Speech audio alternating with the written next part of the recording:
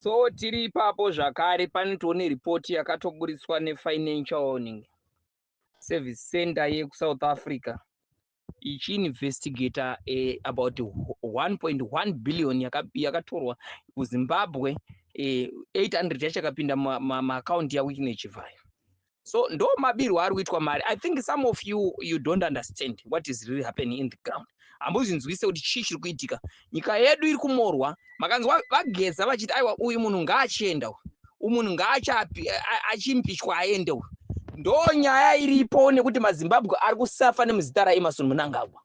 Mnangagwa nemabhururu ake vauraya nyika. Zvavada ndizvo zvavari kuita. Andimazvoona.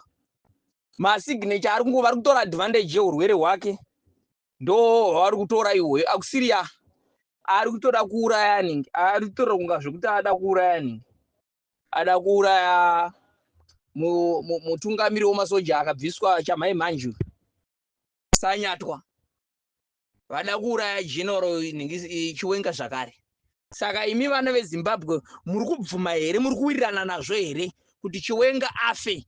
Makambomupemberera 2017 makasimudza maplacards makati pamberi nawe general. Ko chakatadzwa naChiwenga imimi chamusingazive chii chaakuita kuti Chiwenga ngaaurayiwe kana kuti ngaadzingwe. And imimi as a country you decided to fold your hands muchipiwa mabhasikoro sema veterans, muchipiwa mari. Ko Chiwenga akakutadzirai chiimi? Kosanyatwa wacho chaakatadza chiwo. Kana achiuraya ini naGeza ngaangouraya kaini. Konde papi patakataura kuti takatumwa naGeza na Chiwenga isu. Konde papi patakataura kuti takatumwawo zvedu na Sanyatwa isu. Isu tiri kungozviitira zvinhu zvedu tichisapotwa nevanhu ndo vari kuti aiwa ngaachienda nekuti vanhu vari kurwadziwa nemabirwa aitwa nyika nekurobwa kuri kuitwa vanhu munyika. Mari yenyika iri kutorwa. Andimoona nyaya iyi haisi yaChiwenga iyi. Nyaya iyi haisi yaSanyatwa iyi. Ndevanhu vakuti aiwa uyu murume woimba vau. Mari dzese vanhu vari kuziva. Anoona mapicture anda kutumirai. Ndatotuma vakomana vangu vatoenda kwakawandiswa motikari naChivhaya. Anoona toda kutonyora tsamba kuSouth Africa kuti motikari idzodzo hafana kuita right nadzo futi. Toda kunyora tsamba. Tatotuma vakomana vedu vaenda kumotikari. Motikari dzanda kutumirai picture apo. Tatotuma vakomana vaenda pabasement pasi chaipo pane motikari dzasvika vakomana. So look, nyaya haisi yekutaura chete but nyaya ndeyekuti we are not going back. Hatisi varume wokungotaura isu. Anomazoka. But zvazvaakuita ndezvokuti hapana hondo yakamborwiwa yakakundika. Tichikuudzai our next move everything. Vamwe vari kuti aiwa makundika aiwa kana. Tinoziva kuti vamwe mune muri varakashi munoda kutinyongosha kuti tikuudzei kuti tiri kurongei. Hatisi kumbofa takataura next move yedu. Chatiri kungoziva ndechekuti Mnangagwa agara mhepo and is going. I'm telling you this. Mark my words. Anomazoka. Ari kuzoenda bita anoda kana kuti haadi. Nekuti hana munhu anomuda. Even member of parliament, they are ready to impeach him. So chiregerai kudzoka kumashure musafurirane zvenyu. Chinhu chakabatwa kuti rwi. Anomazoka. Imbavha yamuri kudhira nayo inonzi Emmerson Mnangagwa is the reason why atenderedzwa nematsotsi. Iye unoziva munhu ukatanga kuita umbavha uriwe. Nevana vako vanoita mbavha. Membwe rudzi inozvara mwana ane kazhumu. Auzvare mwana anenge ari mbavha iwe usini mbavha. Nokuti mwana paunomurera achikura unongotara mwanangu izvi zvakatisiya zvakaipa. Ezvino zvivapararira yendava munhu wana anoita vana 60 kudai apa indabvuta pane maChina indabvuta pakati. No man. Saka chinzwai muzvinzwisise kuti tiri kuda kutora nyika kubva kuna Mnangagwa and we are going to do it. We are not going to hesitate vanhu. Isu tisi kudaro atitumwe naChiwenga isu. Atitumwe naSanyatwa isu. But isu vanhu tisu taakuti aiwa zvakwana. Wamora zvakwana. Waba zvakwana. Pazeki pai pakarohwa mari iri very legendary. Zvinoitika sei kuti about 500 million inotorwa munyika naWickney Chivhaya, half a billion. Akabatana nakari mabhururu ake ana mambara. Achitorera mari nyika. Vamwe vanhu muchingosekerera kuti anzi zvakanaka chete pamberi nezanu. Zvakanaka aiwa hatisi kuramba kuti pamberi nezanu. Handika. But chiripo ndechekuti vanhu ngavararamika.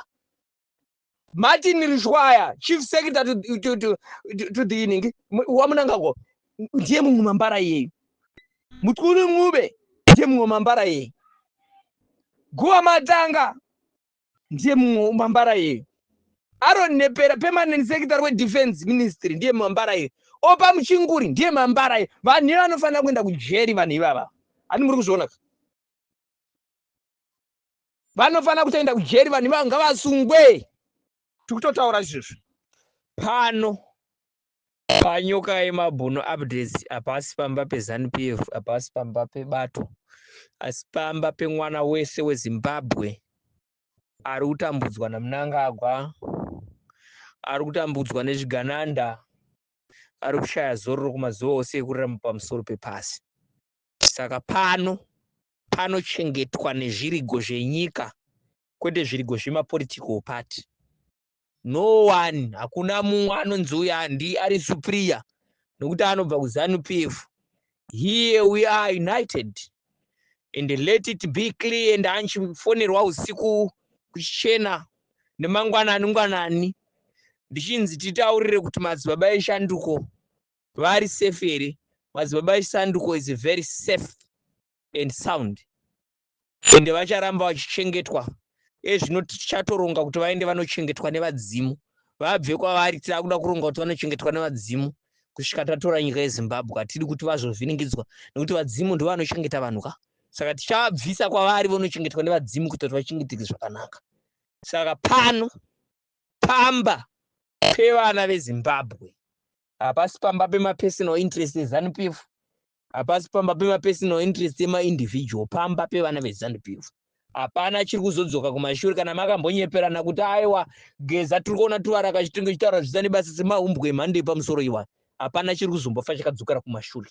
Andimanzwa ari kuzoenda uyo asingada achida ende atoenda agara mumhepo. Andimanzwa trust the process. Zvekungoti vanhu vanogara kuda kugara vachingo criticize kupera. Do big number yatinayo sevana veZimbabwe vanhu vanongoda kugara vachingo criticize chete. Chawazoitawo iwe pachako hapana. Basa rako ndere kungo criticize. Chaitwa nemwana womumwe apa wazoitirei zvakadai wadai kweiwe uri kuitei kweiwe. Nyika ndeyedu teseka. Haisi kuti nyoka yemabhunu chete ndiye anoita ka. Hatina patinomisa vanhu kuti ningi usaite zvakati kana uda kuita itaoka. Saka ngatibatanei tutaura nenyaya yeZimbabwe. No to tribalism.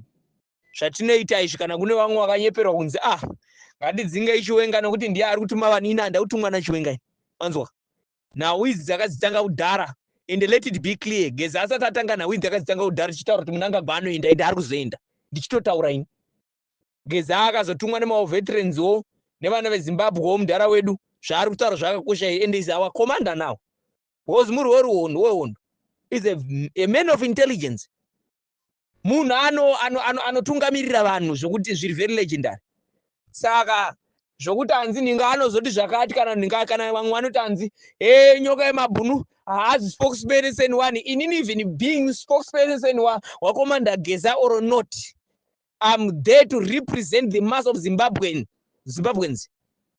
Kote nekuti ndinotumwa navageza vachizouya vachitaura nhau dzavo tatagara tangotaura nyaya yekudhara.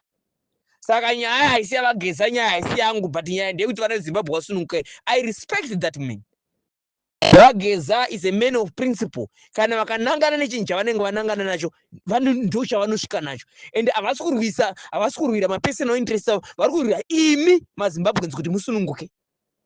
Saka tinonzwa vamwe vachitaura zvisina basa rese kuti haazi spokesperson wavageza. Aiwa ka imi makabvunza kunana Abugere Munyoro, makabvunzawo kunana Spencer Mutero, makabvunza even akari Mambara kuDurban anonzi Kadenguyo anokutaurirai kuti uyu siyanai naye chinhu chakachitanga kare ichi.